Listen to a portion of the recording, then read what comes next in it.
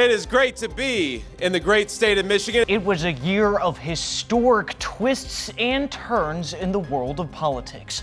Now, as the nation inaugurates a new president and a new state legislature has taken its seats, we're looking at the top 5 storylines from the past year in Michigan politics. I'm Josh Alburtus, and this is your 13 on your side election year rundown.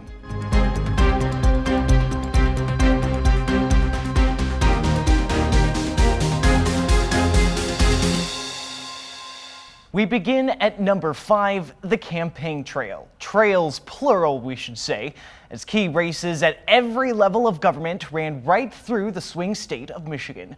Bitter temperatures last winter didn't stop a heated start to election year. A story dominating their early months, deep division within the Michigan Republican Party as to who would lead them. There are 2 people claiming to be the head of Michigan's Republican Party. Former U.S. Representative Peter Hoekstra is one of them after being selected over the weekend by the Michigan Republican State Committee.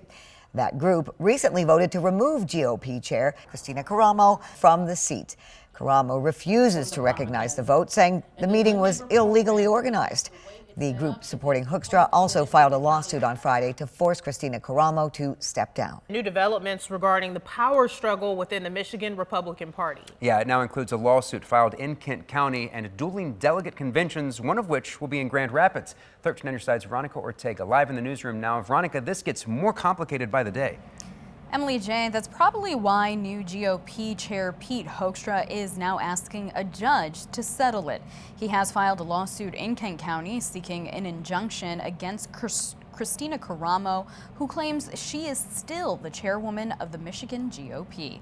Tuesday, that judge ruled the lawsuit can move forward with hearings scheduled for today and tomorrow. In January, a Michigan GOP committee voted to remove Karamo, which was later recognized as legitimate by the National Republican Party. The RNC then backed Hoekstra, who has also received the endorsement of frontrunner Donald Trump. But Karamo has refused to accept the results, claiming that vote was illegally organized, and the National Party has no authority over the Michigan GOP. A Kent County judge ruled the state GOP legally ousted its former leader, Kristina Karamo, making Peter Hoekstra the official chair. This is not about me, okay? It's not about Kristina. This is about winning in November. Those folks who want to join the Republican Party, who want to help elect Donald Trump as president, help elect a Republican for the Senate, fight for our congressional candidates, fight for the State House. They are welcome to be a part of our efforts. Kristina Karamo is trying to appeal a ruling by a Kent County judge to remove her as the chair of the Michigan GOP party. But just a short time later, the Michigan Court of Appeals denied it. And with that, the campaign trail was well underway. Despite opposition to both candidates, it looked for months to be a 2020 rematch between President Joe Biden and former President Donald Trump. But the race taking a historic turn in June following the first debate of the general election. It was a switch that would change the course of the entire race and the future of America. A political earthquake shaking even the top tiers of the Democratic Party in the race for president. Current President Joe Biden facing calls to decline the Democratic nomination after Thursday's presidential debate, in which he seemed to have trouble at times finding his message. With dealing with everything we have to do with, look, if we finally beat Medicare. Many Republicans using the president's performance as a tool to portray Biden as an inept leader. It's scary as Americans to see that this guy actually is supposedly leading our country right now. Many top Democrats, however, circling the wagons, hoping to reassure the public of the president's ability to succeed. The stakes of this race couldn't be higher, and the only Democrat who's ever beaten Donald Trump is Joe Biden. He is our candidate for November, and he has the best shot to beat him. You have remained a staunch ally and supporter of his staying in the race. Why is that? Well, maybe I'm a little old-fashioned. My dad used to remind me all the time, said, you go home with the one who brought you to the dance. I don't turn my back because he had a tough debate, 90-minute debate. And turn my back to the accomplishments of the last 3.5 years. The race for arguably the most powerful post in the world flipped on its head with just one post to social media. Following President Joe Biden's exit from the presidential race, Vice President Kamala Harris quickly racking up endorsements from a number of top Michigan Democrats. I am supporting and endorsing her because President Biden supported her yesterday, and he, quite frankly, was the person that got 14 million votes in a Democratic nominating elections throughout the 50 states. But without Biden at the top of the ticket, his delegates to the party's convention in Chicago next month are up for grabs. Some Republicans already honing in on Harris as a likely choice, though the state party's chair believes their message won't change. They are part and parcel the same package. If anything, in some of the issues, especially regarding the automobile industry, she's further left than where Joe Biden was. And the suspicions of who would take up the mantle, of course, did come true, with Kamala Harris officially becoming the Democratic nominee at the party's convention in August. In reaction to the switch, both sides seemingly wasting no time in targeting West Michigan as a key region, the intersection of all important races on the local, state, and federal levels. Rally after rally from those on the ticket and high-profile surrogates peppering the area in the months after as they worked to take this swing region. In this key battleground state of Michigan. I think we're going to win. I think we're going to win in Michigan.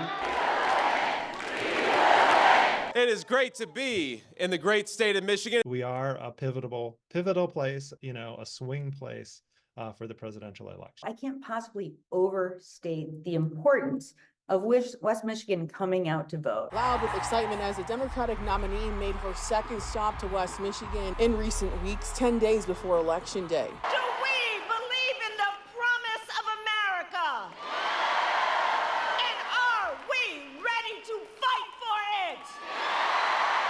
In the same arena, he held his first rally after becoming the GOP nominee in July. We will make America proud again. To Monday night, when, for the third presidential election in a row, he held his final rally in the Grand Rapids area. We will make America great again. We just want to rebuild a good middle class so that people can live the American dream. I think in Michigan we get that more, or I should say Michiganders get that more than most folks. You take care of workers, you make sure folks can unionize, you make sure folks have money.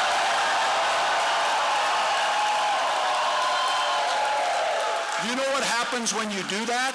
The economy grows and businesses soar. Here in Michigan just last month, Quinnipiac had Harris up by 5 in Michigan. Now, less than a month later, this same pollster saying it's almost flipped. This time, Trump up by 3. Trump besting Harris when it comes to whom respondents felt would be best on issues like the economy, immigration, the conflict in the Middle East, and preserving U.S. democracy. Harris leading on abortion access. Then you take a look at the Senate race. We just saw that first debate this week. This poll was conducted in the days leading up to that, where Democrat Alyssa Slotkin had been up by 5 in Quinnipiac's September poll. It's now tied. We traveled the state. We've met dozens and dozens and dozens of farmers, and we did something unique. We listened to them. Guess who else negotiates drug prices? Canada, the UK, pretty much every nation in the world. All sides gearing up for an election that has promised to be down to the wire. One that will determine the fate of the United States and likely the world, and runs right through this swing state. And while state and national politics can often dominate the conversation, a local county government made headlines repeatedly this last year. Next, we'll take a look at number 4 on our list of top 2024 stories, set right here in the heart of West Michigan.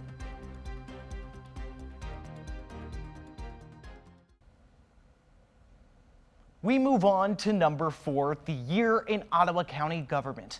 This Lakeshore County gained national attention both this past year and the year before, after the conservative group Ottawa Impact took control of the county board and instituted sweeping changes. One of those was a story that took months to close. County Health Officer Adeline Hamley fighting to keep her job after an attempt from some commissioners to demote her. In early 2024, Hamley, at long last for her legal team, succeeded. In Ottawa County, where health officer Adeline Hamley is no longer in danger of losing her job. After a 12-hour closed session tonight, the board unanimously voted to drop their termination hearing that started in October.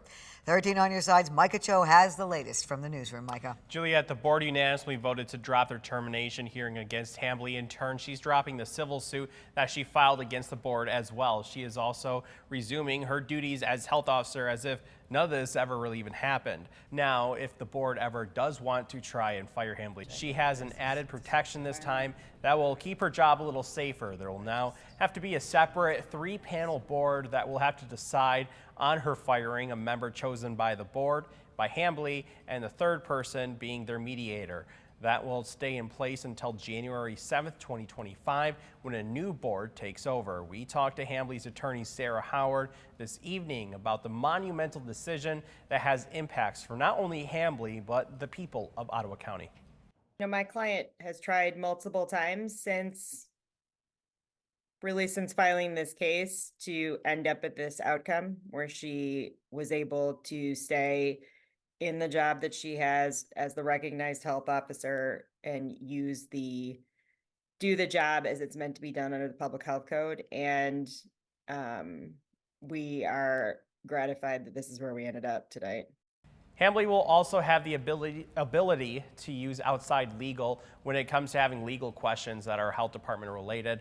The county will also be paying for Hamley's attorney fees.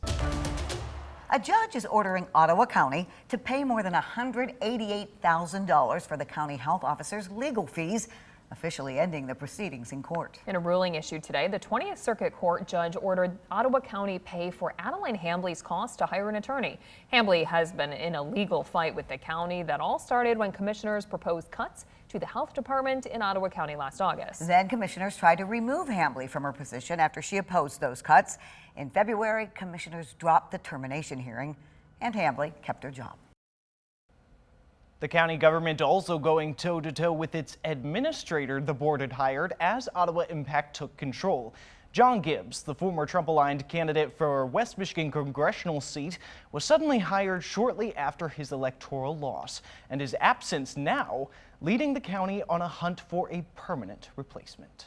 This morning, embattled Ottawa County Administrator John Gibbs set to offer his resignation, potentially ending a tumultuous tenure filled with controversy and legal trouble. It was just a little over a year ago when the new conservative Ottawa Impact Board took over, quickly moving to fire County Administrator John Shea and replace him with Gibbs. After getting hired by Ottawa County in January 2023, Gibbs has been at the center of a number of disputes. Gibbs and the board quickly moved to replace health officer Adeline Hamley after many openly criticized her handling of the COVID pandemic. That move led to a wrongful termination lawsuit. Then in October, another lawsuit, this one an ageism lawsuit, claiming Gibbs passed over a more qualified 49-year-old executive aide candidate in favor of 23-year-old Jordan Epperson. And just this month, the board voted to strip Gibbs of his hiring power. That brings us to today's special meeting with the county's agenda saying it will consider complaints against Gibbs as well as an offer of resignation. Ottawa County is settling a year-long age discrimination lawsuit. Ryan Kimball filed a lawsuit against the county saying they passed him up for a role because of his age. 13 on your side's Callie Lichter spoke to Kimball's attorney. And Callie, how much was this settlement? Elena, Ottawa County has to pay $225,000 to Kimball. The lawsuit was filed against former Ottawa County Administrator John Gibbs. Last October, 49-year-old Kimball was a finalist for an executive aide position to Gibbs, but he was passed up for 23-year-old Jordan Epperson. Kimball's attorney says this case caused more than just financial stress. In a statement to 13 on your side, Ottawa County Commissioner and Chairperson Joe Moss says in part, the county was aware of alleged comments made by Mr. Gibbs that led the county to believe that it could not successfully defend against the claims of age discrimination. Therefore, it was in the best interest of the county to resolve the matter. The search for the next Ottawa County Commissioner will have to continue as Jim Lauer from Sparta has withdrawn his name from consideration.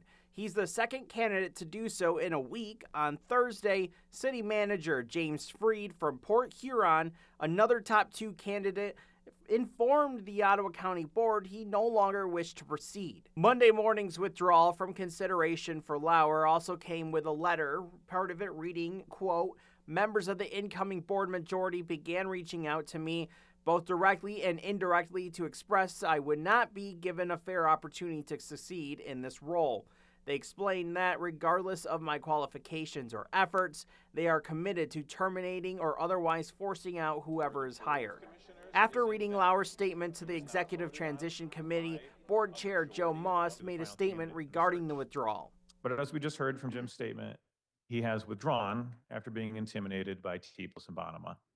Not because he did not have the proper qualifications to be county administrator, but because he participated in a transparent and public search process by the current board.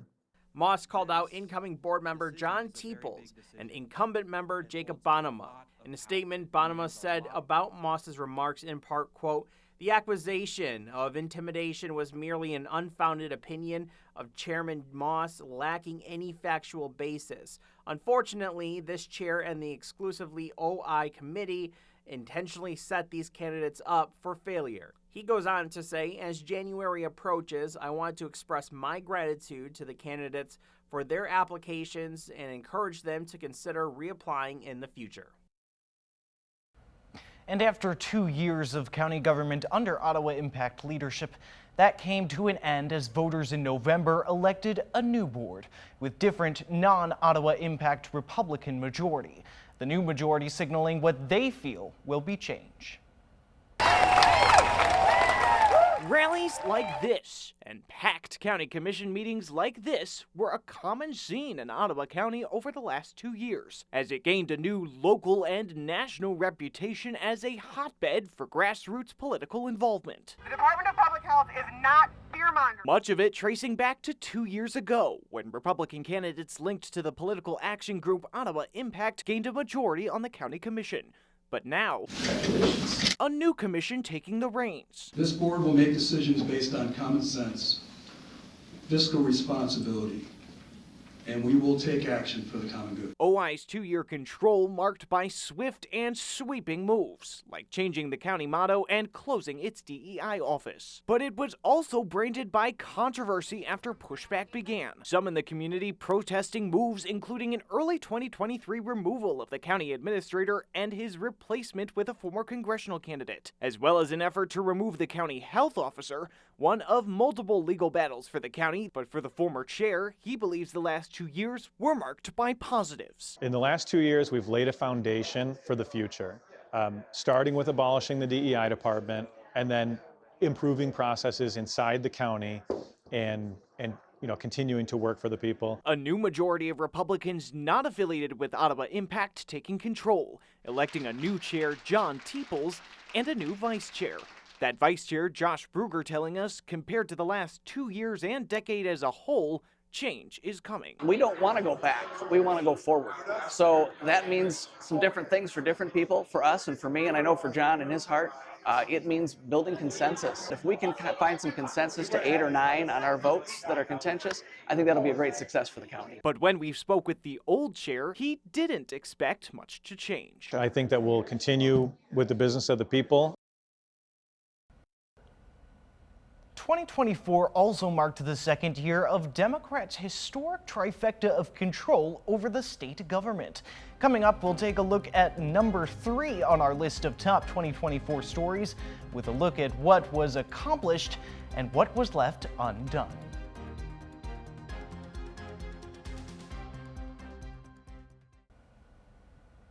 At number 3, this year in the state legislature, as decisions made in Lansing directly affected our communities and people on the ground.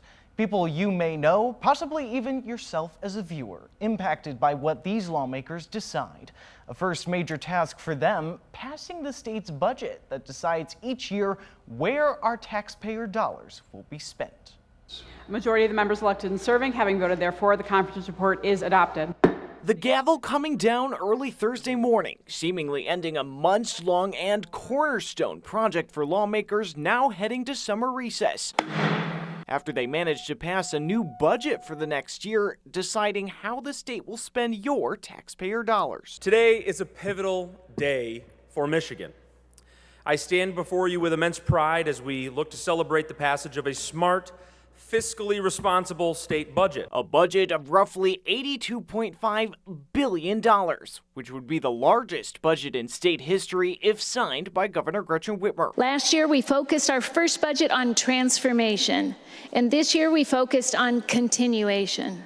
We are continuing to build on the historic progress we made last year, and with the passage of this budget in front of us today, together we are building up Michigan. Investments into the local Grand Rapids area, including millions of dollars for things like the local home for veterans, a solar array in the former Butterworth landfill, and affordable housing. And throughout West Michigan, many local colleges and universities would be set to see slight increases in their state funding. But not everyone is impressed. The budget was wrong. It was not a transparent process. And I think Senate and House Democrats should be ashamed about the process they use. I couldn't vote for it. And once again, Lansing Democrats have gone on a reckless spending spree with your money. The proposal eventually passing almost entirely along party lines, with Democrats the driving force and Republicans the primary opposition. Many Republicans railing against education aspects in the proposal, including a 0% increase in per-pupil foundation funding for schools over last year. And it was just unbelievable that in times when revenues are still fairly decent, the Democrats had to raid the teacher pension fund and also say no more money in terms of permanent increase in the per pupil allowance. But while Democrats may have been operating on their first state trifecta in roughly 40 years, one may not have known by the way the session ended, not being able to bring their caucus together and stranding a number of priorities in limbo. A historic end to a historic session. Another year under the Capitol Dome coming to a close, but Michigan's first Democratic trifecta in roughly 4 decades not going quietly.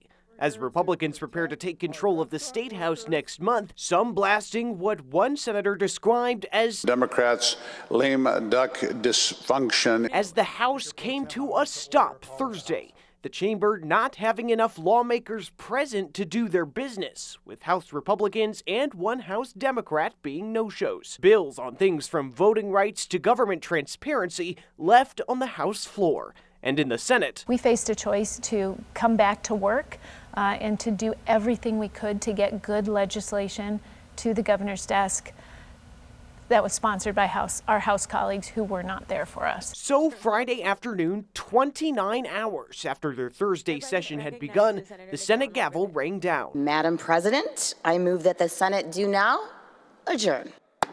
In their marathon sessions, senators working to salvage what they could. But for some, that plan amounted to ramming through unchecked bills under the cover of darkness. It was at 6:30 in the flippin' morning.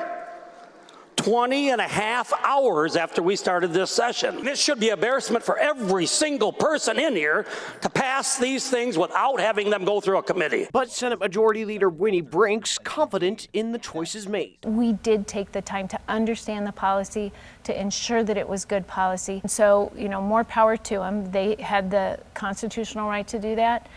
However, at the end of the day, it was really just a way to obstruct progress on things that had been already vetted. And looking back at the last 2-year session as a whole, Brink's contrasting some of the end with what she felt were wins throughout for the people. Tax fairness, putting more money back in the pockets of working people who just can't pay their bills, record funding for K-12 education, making sure that we were implementing policies on gun violence prevention that people had been asking for decades. But struggling to keep a caucus together to the point that business grinds to a halt in the House could raise questions for voters come midterms as to whether Democrats should once again be trusted to control the government. Does that complicate the message at all when you're trying to convince both your legislative partners and the voters? I don't think so. I have confidence that we have, in a very difficult time, not just in our state, but nationally. I think even with the difficulties there, we have managed to bring wins home for the people that we serve. Now, a new legislature has been seated, with Republicans in control of the State House. Late last year, Republicans seemingly wasted no time outlining their priorities for the year ahead. It became very clear in that entire process that Republicans are officially the party of the working class, working men and women of Michigan. Many Republicans linking their absence to what they felt was a lack of progress on what they see as fixes to incoming changes to the state's minimum wage and tip credit that some say could cost many service industry workers their jobs. The tipped wage issue will be one of the first things the House of Representatives works on and passes out of the House. After talking with the Democratic Senate Majority Leader last week, we now sat down with incoming House Republican Floor Leader Brian Posthumus, said to have a large influence over the House agenda. We asked Posthumus about this past session and what to expect now that the State House is set to change hands. An income tax cut, a shifting energy focus, and deregulation of housing construction to combat the housing crisis and prices are all what Posthumus signaled could be possibilities. So those are the three areas I think we need to focus on from a making Michigan more affordable standpoint. But just as Democrats were unable to bring enough lawmakers to do business earlier this month, we asked Posthumus the same thing we asked the senator. Does it complicate your ability to say we'll show up at the table, we'll go to work every day as elected when at the end of the session the caucus was not in the session? Do you feel that that complicates or could potentially backfire? I don't think so at all. I mean, look, we didn't have major asks, right? We wanted to continue the conversation about tipped wages and continue the conversation about road funding without increasing taxes. I don't feel like those are stiff asks, right? But in a new divided state government where compromise will likely be required, he believes bipartisan opportunities remain. There are a lot of Democrats across the aisle that I have good relationships with and that I believe we will be able to work on good, solid policy and get things done for the people of Michigan. That's my hope, that's my expectation, and the people of Michigan should expect the same. The presidential election held the nation's attention for much of the year, but it wasn't always centered on the candidates. After the break, we'll take a look at how election skepticism and a shift in voting shaped the 2024 election in Michigan as we share number 2 on our list of top 2024 stories.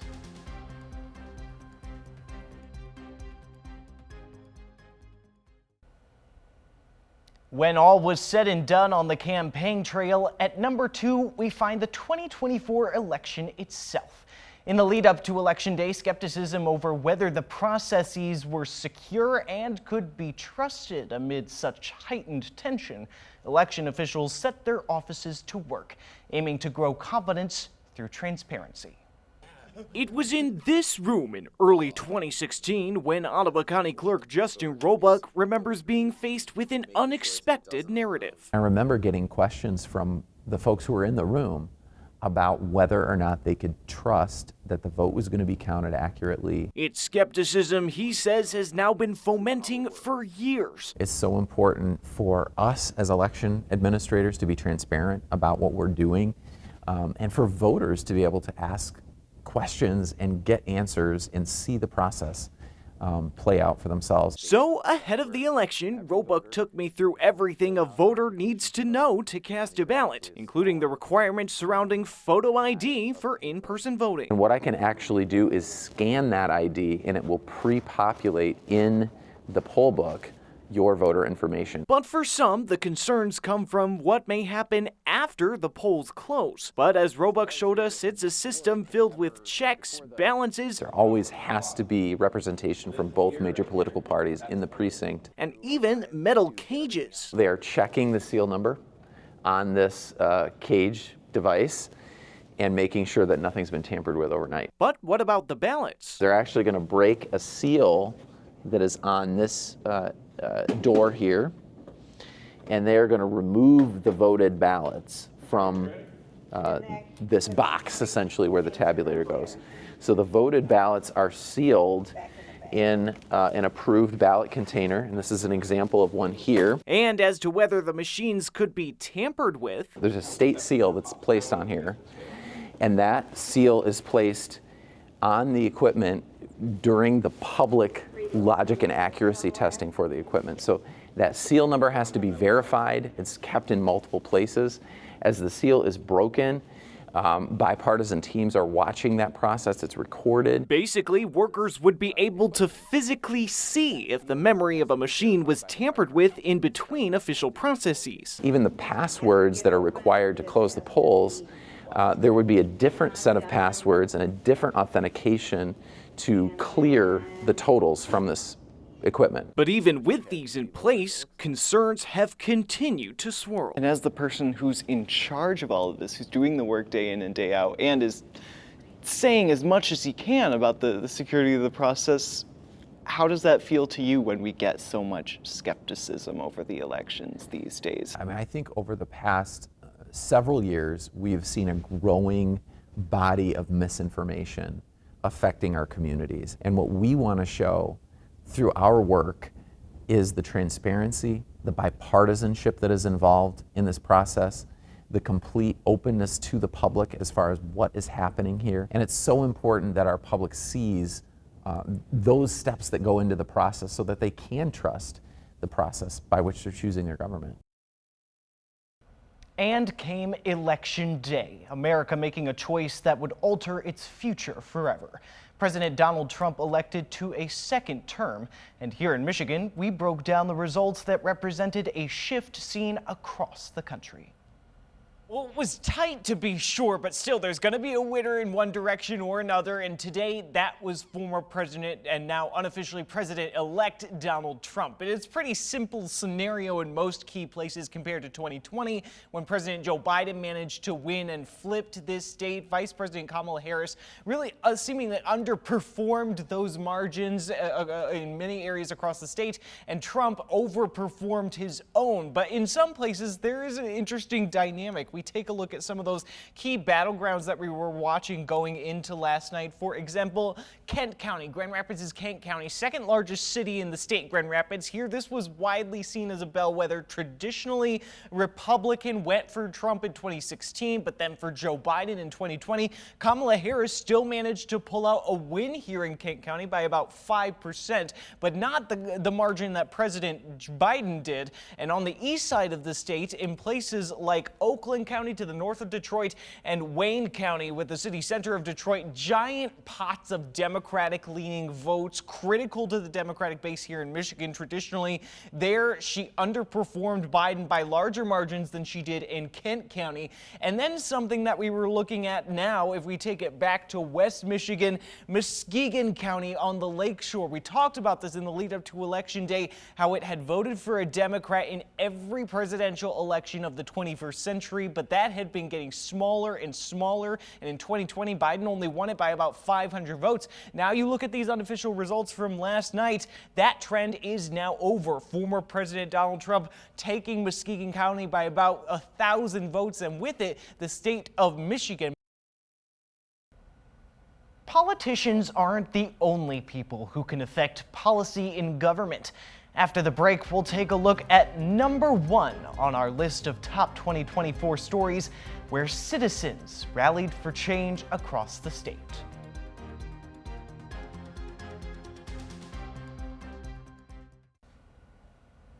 And we're down to the number 1 storyline of the year.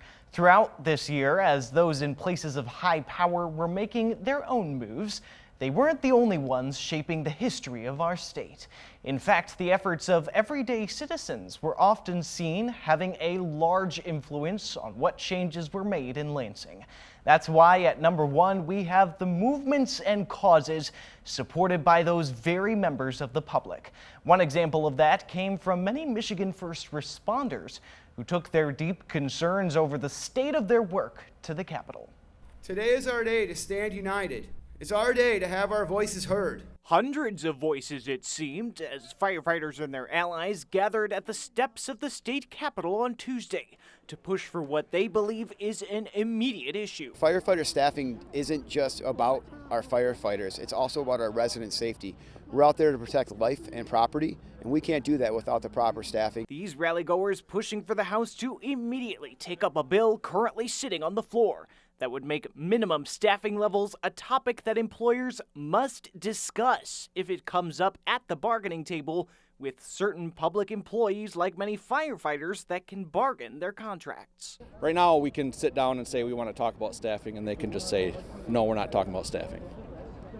This would make it so that they can't do that. Back in May, the state's firefighter union president told 13 on Your Side there were about 50 firefighters for every 100,000 people in the state. In many neighboring states, he said at the time, that rate was at least doubled. This is an easy one.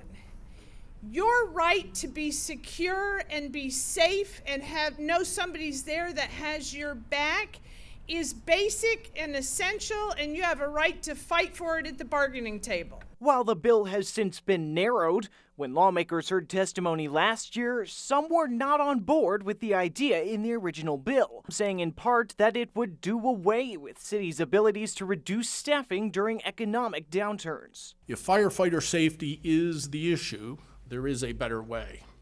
Offer incentives or impose requirements for safe staffing in various circumstances. Tie them to widely recognized standards by accrediting agencies. Also make them incident specific.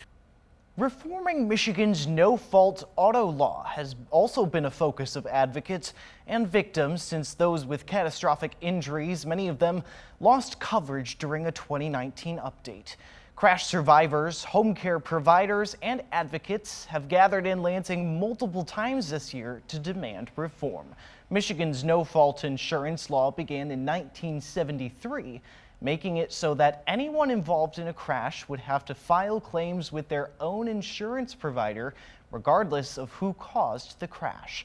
The law was amended in 1978, providing unlimited medical coverage for people severely injured in a crash. The 2019 changes removed unlimited medical care and cut in-home medical worker pay by about 45%. Critics of the change say this means crash victims no longer receive adequate in-home care for severe or permanent injuries. Supporters of the reform say the fee schedule reins in overcharging from medical providers and keeps auto insurance rates low. 13 on Your Side's Lauren Baker spoke with two crash survivors about their experience with the changes to the law. It's a love story that's been years in the making. He makes me laugh all the time. Carrie Ann Sepla and Jeremy Blocher worked together more than 15 years ago and went their separate ways. But a year ago, while on the dance floor... Wonderful. Yes, wonderful, but... exceptional, amazing. Positive and upbeat. These two locked eyes, sparked up a conversation, and started a new chapter together. But what they didn't know is that new chapter... I wouldn't want to be going through this with anybody else. Would test their ability to go through trials together. In October, while riding on a motorcycle celebrating their 1-year anniversary, the two were injured in a crash near Sparta. Both were hospitalized, Carrie Ann losing part of her leg, Jeremy also wheelchair bound. There are days when I pray to God, and there are days when I weep, and there are days when I scream. But they say the physical recovery hasn't been the most frustrating part. It's been working with insurance companies. They say because of the 2019 changes to no-fault insurance, their insurance and the other driver's insurance haven't covered the care or housing they need. I feel like I've kind of exhausted all of the resources. Their nurse case manager, Ashley White, and Brian Harrison with AdvisaCare say medical agencies have also struggled to help them and other clients because of the cuts made from the law change. It's not that we don't want to do the work. It's not that we can't work to find the people. It's that truly we don't have the overhead or the pockets to sustain it, unfortunately. Both say changes need to be made at the state level, and that could happen. State Representative Julie Rogers, along with State Senator Sarah Anthony and Mary Kavanaugh, have introduced bills in their respective houses that can make changes to no-fault insurance. The three bills together, again, it would revise the fee schedule,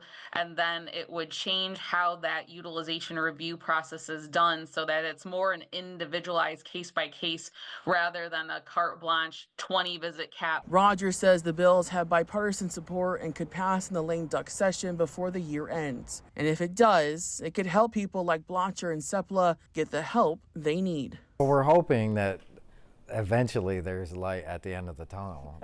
We're hoping eventually our life can continue together. And even as we move into 2025, some of those movements continue on, as concerns over tipped wage and sick leave changes dominated conversations among many service workers in the second half of 2024. Many showed up at the state capitol to push lawmakers for change. That action bled into the next year, with legislation on the topic being the first out of the new House under Republican control. There is a looming cliff our state is racing toward. That so-called cliff, February 21st, when a summer ruling from the Michigan Supreme Court is set to take effect. So it's the job of this committee to act. Last year's ruling saying the decision by the legislature in 2018 to adopt and then change ballot initiatives addressing both the minimum wage and sick time was unconstitutional. It ordered the original language be reinstated with inflation adjustment. This meant increasing the state's minimum wage to roughly $15 an hour by 2028, changing sick time for businesses of certain sizes, and phasing out the state's tip credit, which allows employers to pay tipped workers 38% of the minimum wage and only pay more if tips don't make up the rest. If this passes, so many people lose way more than everybody is considering. After the first two hearings of the House's new Select Committee on Protecting Michigan Employees and Small Businesses, as it was named, the bill is reported as Substitute H1. Members pushing legislation to the full House after hearing from worker after worker. Some fear having employers pay the full wage would raise costs and cost jobs. Putting these new policies into effect will break many of us. Good, hardworking people will lose their jobs. Doors will close, and all for something that we didn't ask for. But some think the law revived by the court should be allowed to stay. We believe that tipped workers, like every other worker, deserve to have our wages paid for by our employers and not by our customers. Lawmakers getting to work to come up with what they feel would be solutions. In the new Republican-controlled House, two bills that would amend which sized businesses need to provide expanded sick time, raise the minimum wage to $15 an hour by 2029, and keep the tip credit at 38%. Small businesses, startups, these are significant expenses that can literally put them out of business. Both bills now on to the full House. And in the Democratic-controlled Senate, a number of proposals. Senator Kevin Hertel authoring the bill regarding the minimum wage side of the debate, proposing a $15 an hour wage by 2027, and keeping the tip credit, but raising it to 60% over the next decade. We realize that we can do both things. We can remain at a tip wage policy here in the state of Michigan, but also increase that tip wage to make sure that folks are getting the resources that they deserve to support themselves, to support their families. And that's the rundown for your year in Michigan politics. As always, be sure to keep up with all the top political stories as they happen right here on 13 on Your Side.